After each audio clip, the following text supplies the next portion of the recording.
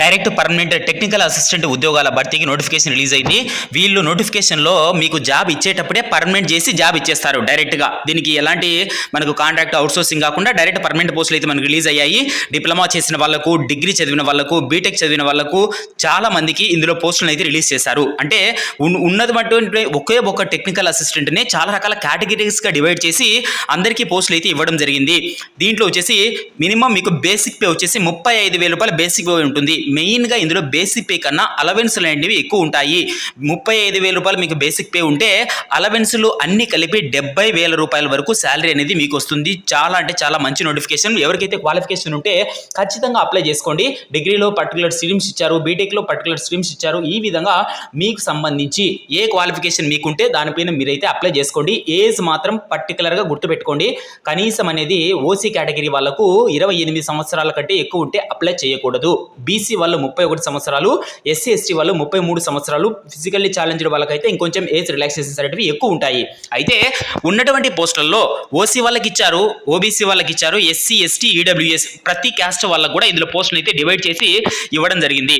ఇవన్నీ వచ్చేసి మనకు క్వాలిఫికేషన్స్ అంటే పోస్ట్ కోడ్ వైజ్గా క్వాలిఫికేషన్స్ అయితే ఇచ్చారు. ఇంజనీరింగ్లో కెమికల్ ఇంజనీరింగ్ టెక్నాలజీ, సో ఈ విధంగా చేసిన వాళ్ళకు, అదేవిధంగా డిగ్రీలో బీఎస్సీ కంప్యూటర్ సైన్స్ చేసిన వాళ్ళకు, అదేవిధంగా బీఎస్సీ కంప్యూటర్ సైన్స్ ఇంజనీరింగ్ చేసిన వాళ్ళకు, సో ఈ విధంగా చాలా రకాల క్వాలిఫికేషన్స్ అయితే ఉన్నాయి. బీఎస్సీలో మల్టీమీడియా చేసిన వాళ్ళకి కానీ, సివిల్ ఇంజనీరింగ్ చదివిన వాళ్ళకి కానీ, సో అయితే కంపల్సరీగా 60% మార్క్స్ అయితే వచ్చి ఉండాలి. రిలవెంట్ ఫీల్డ్లో వర్క్ చేసి ఉండాలి. అయితే కొన్నింటికి మాత్రమే రిలవెంట్ ఫీల్డ్లో వర్క్ చేయాలన్నారు, మిగతా వాటికి ఏమీ కూడా అడగలేదు. ఇక్కడ వచ్చేసి మనకు టెక్నికల్ అసిస్టెంట్ ఫస్ట్ కోడ్ పోస్ట్కి వచ్చేసి మనకు బీఎస్సీ ఫిజిక్స్ చదివిన వాళ్ళు కంపల్సరీగా అప్లై చేసుకోవచ్చు అని ఇచ్చారు నోటిఫికేషన్లో. సో ఈ విధంగా చాలా రకాల క్వాలిఫికేషన్లతో పాటు ఇక్కడ మనకు ఏమేమి ఎక్స్ట్రా ఉండాలనేది కూడా ఇచ్చారు. మీరు ఒకసారి పీడిఎఫ్ డౌన్లోడ్ చేసుకుంటే మీకు క్లియర్గా అర్థమవుతుంది. అయితే ఈ నోటిఫికేషన్కి అప్లై చేసుకున్న వాళ్ళకు ఏజ్ రిలాక్సేషన్స్ ఏ విధంగా ఉంటాయని ఇచ్చారు చూడండి.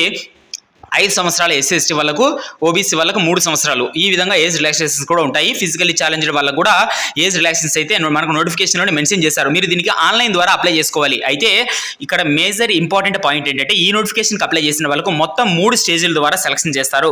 3 పేపర్స్ ఎగ్జామినేషన్ అనేది కండక్ట్ చేస్తారు. పేపర్ 1, పేపర్ 2, పేపర్ 3 ఈ విధంగా ఎగ్జామినేషన్ కండక్ట్ చేసి ఫైనల్ మెరిట్ లిస్ట్ అనేది రిలీజ్ చేస్తారు. 3 పేపర్లలో టాప్లో ఉన్న వాళ్ళ ఫైనల్ మెరిట్ లిస్ట్ అనేది రిలీజ్ చేస్తారు.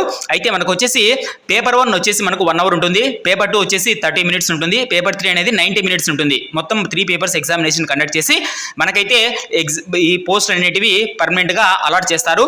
అయితే దీనికి మీరు ఆన్లైన్లోనే అప్లై చేసుకోవాలి. అప్లై చేసే టైంలో కూడా ఓసీ వాళ్ళు మాత్రమే, అది కూడా మేల్స్, ఓసీ మేల్స్ మాత్రమే మీరు 500 ఫీజు అనేది పే చేయాలి. ఓసీ మేల్స్ అలాగే బీసీ మేల్స్. ఉమెన్ క్యాండిడేట్స్ ఎవరు అప్లై చేసినా కూడా ₹1 కూడా మీరు ఫీజు అనేది పే చేయాల్సిన అవసరం లేదు. అదేవిధంగా ఎస్సీ ఎస్టీ వాళ్ళకి కానీ ఎవరికి కూడా ఫీజు అనేది లేదు. సో ఈ నోటిఫికేషన్ మీరు అప్లై చేసుకోవాలనుకుంటే ఆన్లైన్లోనే అప్లై చేసుకోండి. ఈ పీడిఎఫ్ కూడా నేను మీకు డిస్క్రిప్షన్ ఫామ్లో ఇస్తాను. మనకు వచ్చేసి ఇది మనకు కర్ణాటక నుంచి నోటిఫికేషన్ బెంగళూరు నుంచి రిలీజ్ అయింది. అంటే బెంగళూరు వాళ్ళే అప్లై చేయాలని ఏం లేదు. సో మనకు నోటిఫికేషన్ వచ్చేసి సెంట్రల్ గవర్నమెంట్ సంబంధించింది. సో ఇక్కడ మీరు క్లియర్గా చూడండి, CSIR నేషనల్ ఏరోస్పేస్ ల్యాబొరేటరీస్ మనకు వచ్చేసి సెంట్రల్ గవర్నమెంట్ నోటిఫికేషన్. ఇది ప్రతి ఒక్క ఇండియన్ నేషనల్స్ అందరూ కూడా అప్లై చేసుకోవచ్చు. మీకు అప్లై చేసే టైంలో ఆన్లైన్లో కావచ్చు, లేదా నోటిఫికేషన్ చదివే టైంలో కావచ్చు, ఏదైనా డౌట్లు ఉంటే కంపల్సరీగా కామెంట్ సెక్షన్లో అడగండి. ఇవన్నీ కూడా ఆన్లైన్ నోటిఫికేషన్, ఇది మనకు ఆన్లైన్లో అప్లై చేసుకునే పోస్టులు ఇవి. ఓకే, ఇంకేదైనా డౌట్లు ఉంటే అడగండి. మేజర్ పాయింట్ వచ్చేసి ఇక్కడ లాస్ట్లో మనకు నోటిఫికేషన్ అనేది ఆల్రెడీ స్టార్ట్ అయింది. మనకు ఏప్రిల్ 11వ తేదీ వరకు కూడా మీరు దీనికి ఆన్లైన్లో అప్లై చేసుకోవచ్చు. Okay, thank you.